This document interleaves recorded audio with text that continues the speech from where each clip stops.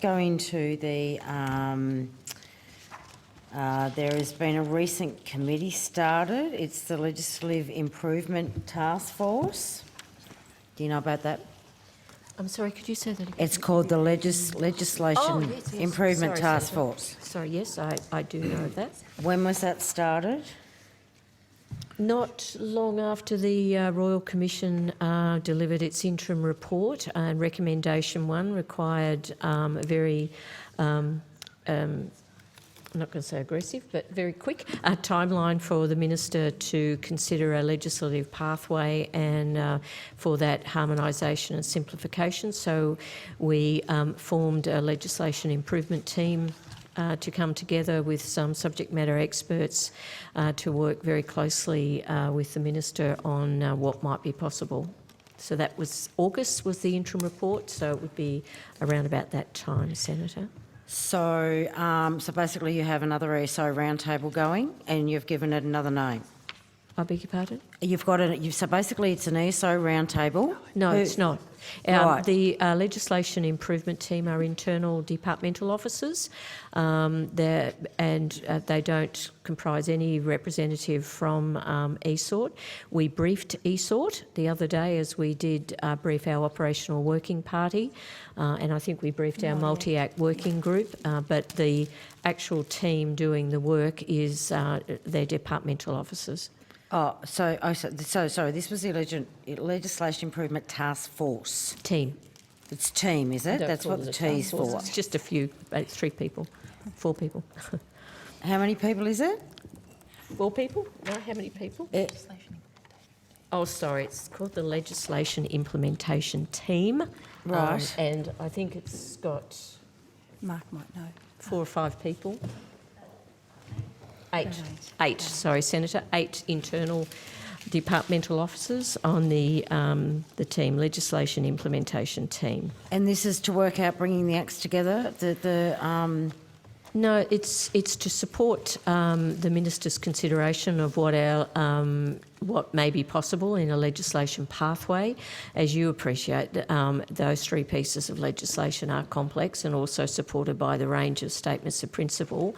And so the Minister has met with some of the key leaders of this team, at least on 3 occasions, to work through what might be possible. Who's leading this team from the department? Luke Brown is leading Right. this team. Who else is on that team? I'll have to take that on notice, Senator. Yep, I'll take that on notice rather than Why are you officers. not using outside people that actually deal with this stuff, that know this legislation back to front? Why are you still going in-house? Who picked the team, Ms Cossons?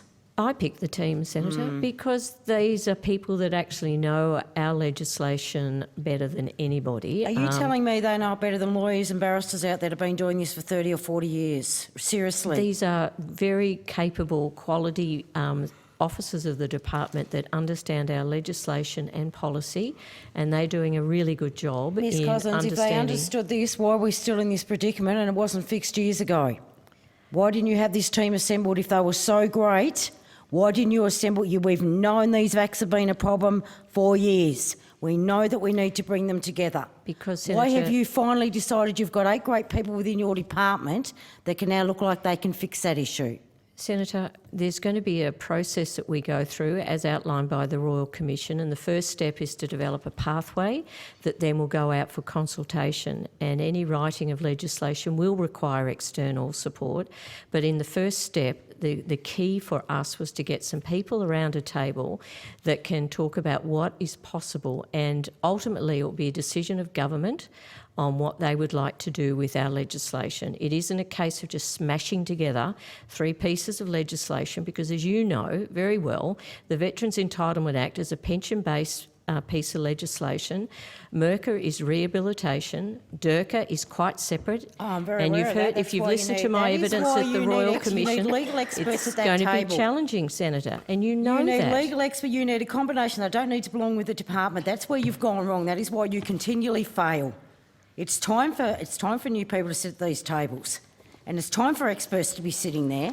They've got to be a mix of academics, We've got to be a mix of advocates That might out be there, the the next best step, possible Senator. advocates we have. That might be the next step. Once the minister has considered When do you and the think you're government going to has do? considered How the long is it going to pathway. take you to decision what your next step is? Seriously. It's not my decision, Senator. The key is for the government, and that's what's very clear in the Royal Commission's interim report, that the government will consider its pathway. It will then consider whether it's going to accept the recommendation of the Productivity Commission Report 19.1, whether we are going to move to 2 schemes or not.